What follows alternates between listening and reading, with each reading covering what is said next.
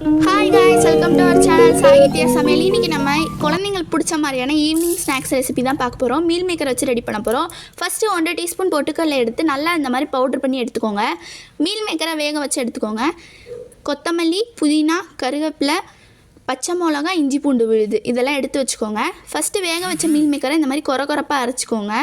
அடுத்து நம்ம எடுத்து வச்சுக்கிற இன்க்ரீடியண்ட்டு இதோட ஆட் பண்ணி திரும்ப கொரப்பாக எடுத்து வச்சுக்கோங்க.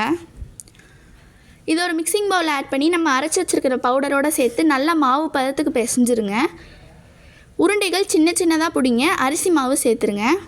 அப்புறமா காரத்துக்கு ஏற்ப அளவு மிளகாய்த்தூள், மல்லித்தூள், மஞ்சள் தூள், கரம் மசாலா, உப்பு இதெல்லாம் சேர்த்து சின்ன சின்ன உருண்டைகளாக பிடிச்சி எடுத்துக்கோங்க. நான் தெரியாமல் ஃபஸ்ட் பேட்சுக்கு பெரிய பெரிய உருண்டையாக பிடிச்சி எடுத்துட்டேன். அதனால் வேக கொஞ்சம் லேட் ஆச்சு. அதே மாதிரி உதிர்ந்துடும். அதனால் நீங்கள் அரிசி மாவு சேர்த்து பிசைஞ்சுக்கோங்க. நான் செகண்ட் பேட்சுக்கு சின்ன சின்ன உருண்டைகளாக போட்டு சிம்மில் வச்சு பொரிச்சு எடுத்தேன். கிறிஸ்பியாகவும் இருந்துச்சு, உள்ளே நல்லாவும் வெந்திருந்துச்சு.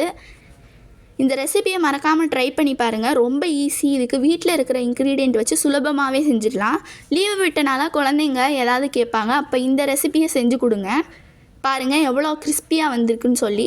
கடையில் கிடைக்கிற மாதிரி டேஸ்ட் அப்படியே வீட்டில் இருக்கும். ட்ரை பண்ணி பார்த்துட்டு எப்படி இருக்குன்னு சொல்லி கமெண்ட் பண்ணுங்கள். பாய், நெக்ஸ்ட் வீடியோவில் பார்ப்போம்.